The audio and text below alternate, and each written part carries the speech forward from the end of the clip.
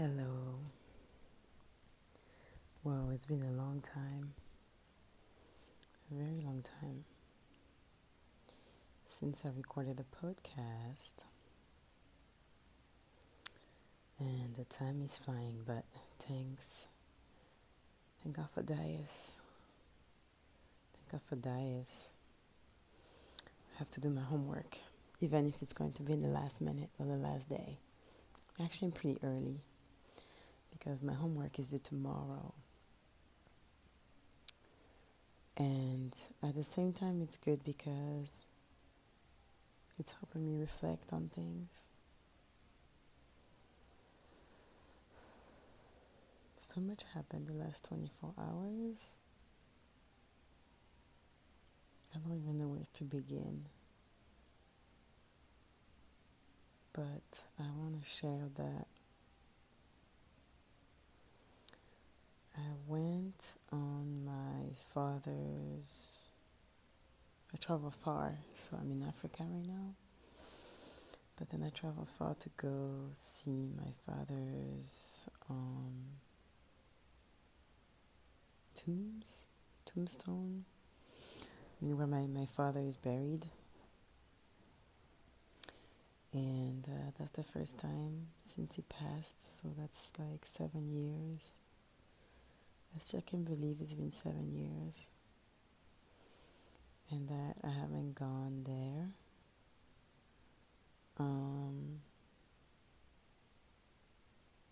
Yeah, it's kind of weird. It's more than weird, it's very weird because I remember getting pictures of the, how do you say it? I can't really find my words. I feel like I didn't speak English enough lately. Du cercueil. Anyway, wherever he's buried. And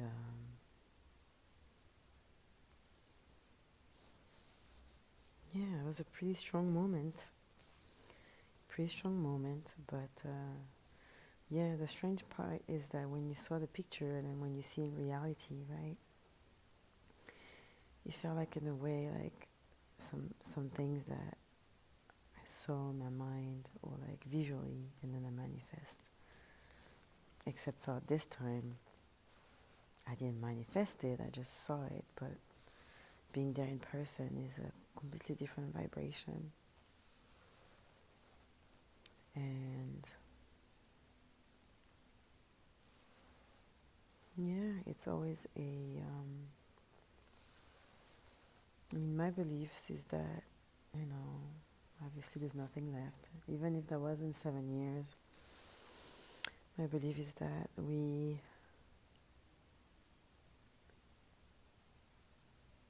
just using a suit for our time being in this planet.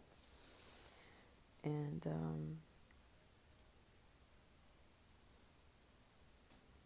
that his soul was gone as soon as that he stopped breathing, right?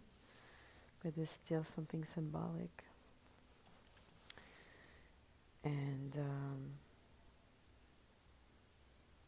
very symbolic. I don't know what I was expecting, I guess, and what to expect, but I guess it was kind of like the same. It's more like a reminder that, these people that you love, you're not going to see in this lifetime. And that life is very short and we don't know what's going to happen tomorrow, right? And that puts everything on your perspective. And the day before I left for the trip,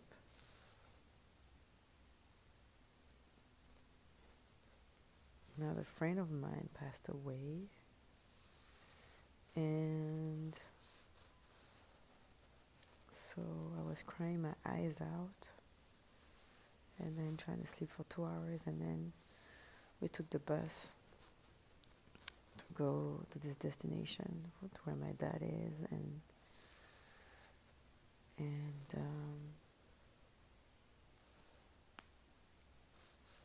we know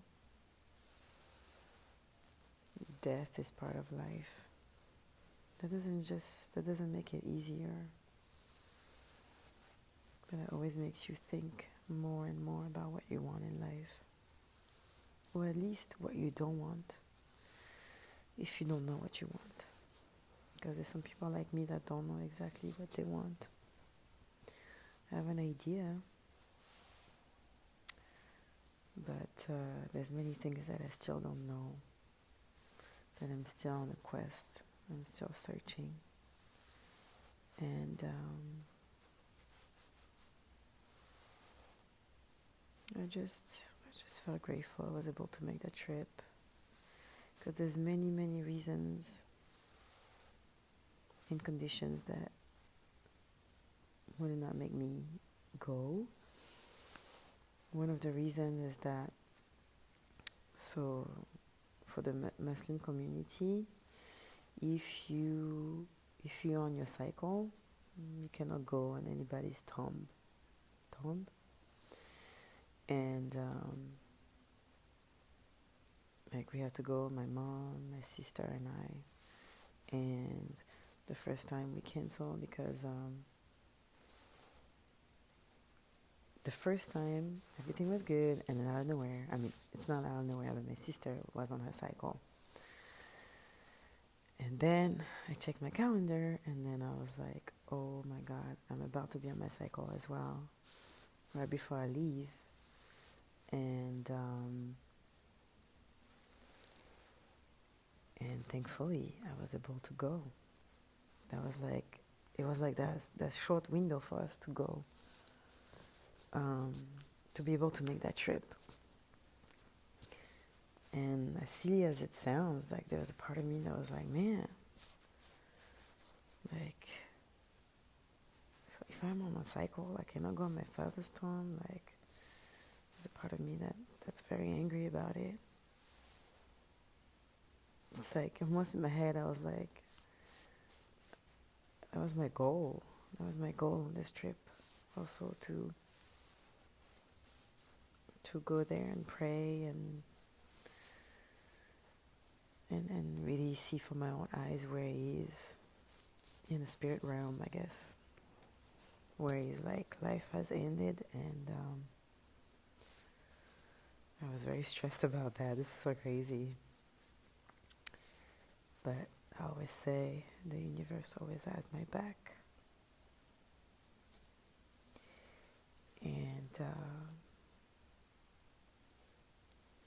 And the other thing is that when I'm stressed, my cycle starts sooner than what's like due, I guess, or like what's supposed to happen. And yeah, I came back yesterday, and today I went on my cycle. Really, like it was meant to be, and that was the only window I had. And I'm very grateful I was able to make the trip.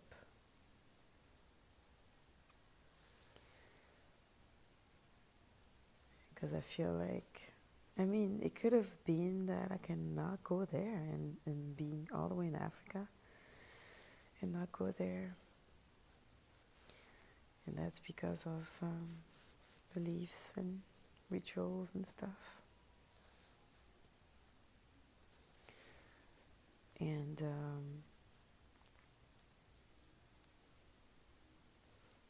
I even had like a conversation, because my uncle was kind enough to took us there, and one of my dad's friend,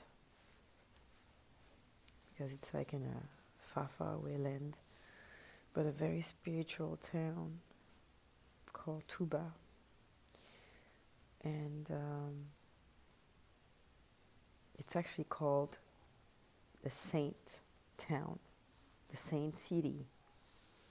It is so saint that it's not allowed to, like, they don't sell cigarettes or alcohol. That's wild, right? I mean, obviously, that's what my other aunt was saying, like, you can snorkel things, but it's not like there's no bars. And it's very busy, kind of like Dakar, but in a different kind of energy. And there's a very big,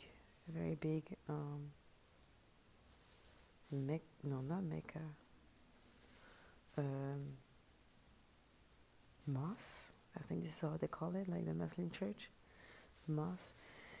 It's a very big mosque. I hope I'm saying it right. That's in Touba.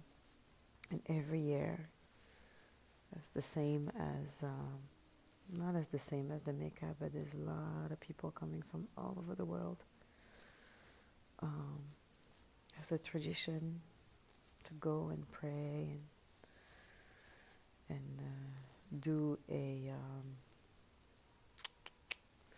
I don't know how you say in English, pèlerinage. And we get to experience that without all the people normally, and I think that was a beautiful thing. It was an experience. At first I didn't plan on going because one of my cousins was saying, yeah, if you're wearing the hair you have on your head, they're going to find you, they're going to cut your hair. A lot of people are trying to scare me because the city has such a different vibes and rules. They're very strict on things. Like I said, there's not even alcohol in this town.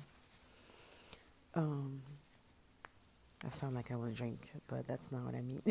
I was just shocked to learn that because I don't think I ever heard of a city that don't sell alcohol in the world, right? In Dakar, there's alcohol too. So, and it was still in Africa. But anyway,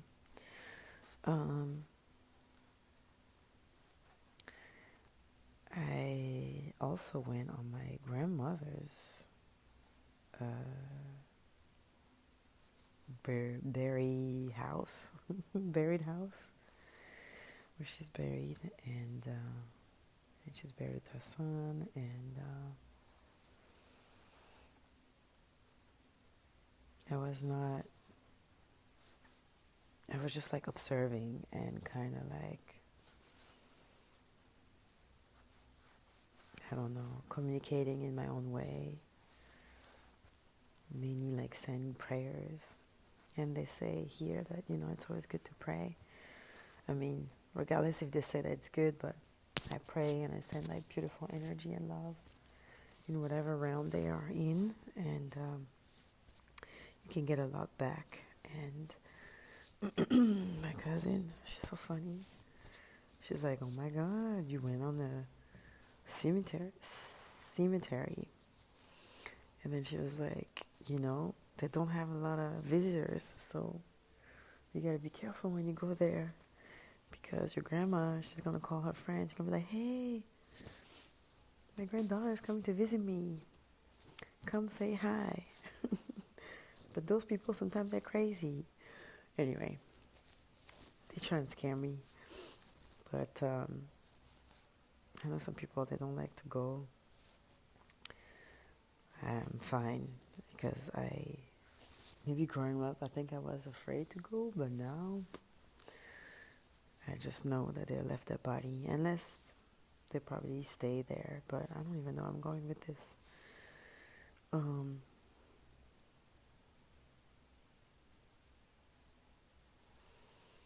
Yeah, it's just, I want to say that, death is part of life. And it's so crazy because growing up, at some point, like, I remember my mom kept saying, okay, this person passed away. And I see how she was. And then I was like, when I'm going to grow up, it's going to be my time. Because of the generation gap, at some point you're just going to start losing a lot of people. And it is part of life. That doesn't make it as less painful, though. And the weird thing is that even though, like, for example, my dad has been 7 years, first, I mean, you learn to live with it. You learn to live with the pain, and you learn to live with the fact that, you cannot talk to them anymore and all that stuff. But there's certain feelings that's just like raw, that's just going to be there like it was yesterday. It's like there's no really time. It's like time does not exist. And that's the real part, because it's like, man, so much happened in my life the last 7 years. So much happened just the last 2 weeks here in Africa, or 3 weeks that I've been here. And when it comes to those things, it's like time does not exist. It's like it was kind of like yesterday. And that is so weird. And I think it is related to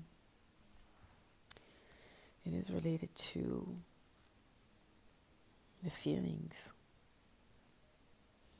and the emotions that so many people trying to shut down, because they're like, well, it's been this amount of time, you should get over it. And no, that's not true. When it comes to the heart, time is an illusion. Yeah. When I see friends that I love, and sometimes like I didn't see them for like 3 years, and it's like we stop talking, and it's like I never left. And maybe in between it's been like 3 years, 5 years, 10 years. And yeah, I guess when it comes to like the people you love, the people that you really have like a heart connection, time is an illusion. And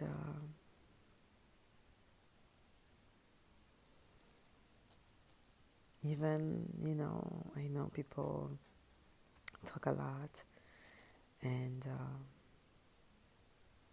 I've been super criticized because I haven't gone on my father's, I don't know if I said tomb, buried, or dead house. I don't know what to call it. They criticize it, and then they're criticizing my brother because he hasn't gone yet. Like, this is not right. Like, I had a conversation with my uncle because he started talking about my brother. Like, I can't believe he hasn't gone. He's in the same country. Blah, blah, blah. And they're trying to defend him because regardless how long it took, it could have taken me 10 years, 20 years. Or never. I don't know. But that going there or not doesn't change the fact that he's not there, right? But what I was trying to explain to my uncle is that maybe he hasn't grieved yet. Maybe he doesn't have the strength to face that fully. Because when you have a heart connection, there's no time. And it's just so easy to judge. And it's just so easy to judge, and they judge because, yeah, at some point, my brother was here for a few months, and he hasn't gone there. But let me tell you, it's not like you just going, like you need people to go with you. It's in a very specific saint/weird town. You need to know the people. You cannot, it's not like the GPS is going to take you to that cemetery. It's a whole thing. And then once you're there, you need to have to find someone to find the dead house. Anyway, I don't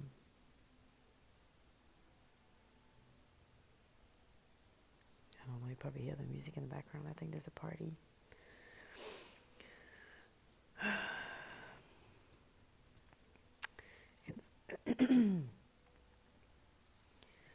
I trying to to explain to my uncle that sorry, I'm not 100%. I've been sick since yesterday a little bit, and I was trying to explain to my uncle, like, stop judging it, that it's been 7 years, and then that is disrespectful. I was just trying to explain that everybody's experiencing grief in their own way, and to stop judging them, because maybe for him it still feels like yesterday, and in many levels it feels like yesterday to me. When I go to my dad's apartment's house in France, it feels like yesterday. Seeing, like, being in front of it, I guess it's coughing. Oh man. I don't know how to call it, but I think you get what I'm trying to say. And it felt like yesterday, but at the same time, it didn't feel like the pain and the heart and the sensation in my body. I was like, man,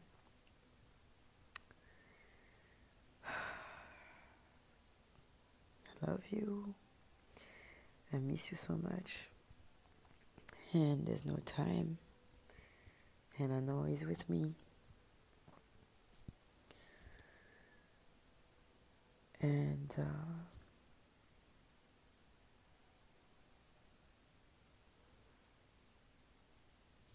everybody has to be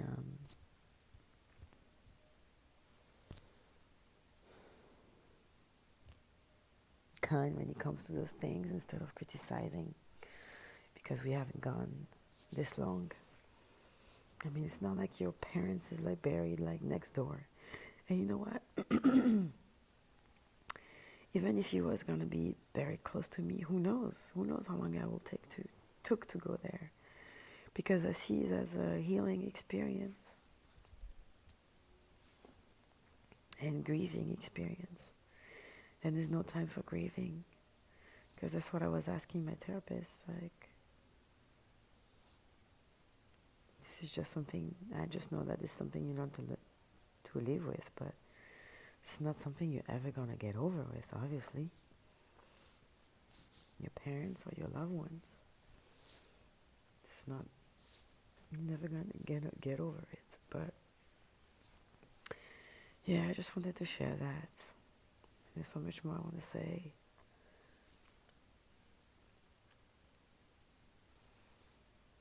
But it's hard for me to find those time when I'm literally alone. I think I'll probably share a lot more once I go back home. And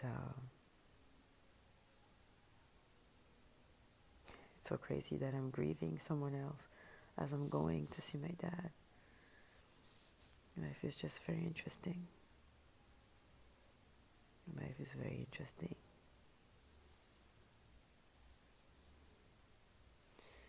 Anyway, I guess that's my story today. Just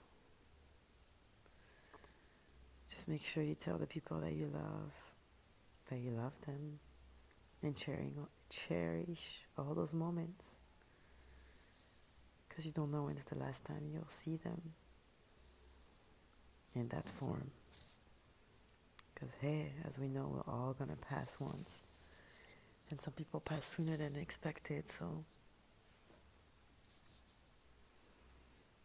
it sucks to go through it to realize that the hard way, but I guess that's the lesson for us in this lifetime. So go tell people that you love them. Take photos, send them messages, especially if you have the intuition to do so. That's the most important thing. If you have the intuition to just text a person, even if you just left them 5 minutes ago, just do it. Even if the person says, stop texting me, you're texting me too much. Why are you acting this way? It's okay, just do it. Just do it. Just text the person, call the person. Don't wait until tomorrow. Just do it. Because you'll never know. What time is it? Whoa, 25 minutes. Yikes. Lots of love, guys. I'll see you in the next podcast. Bye.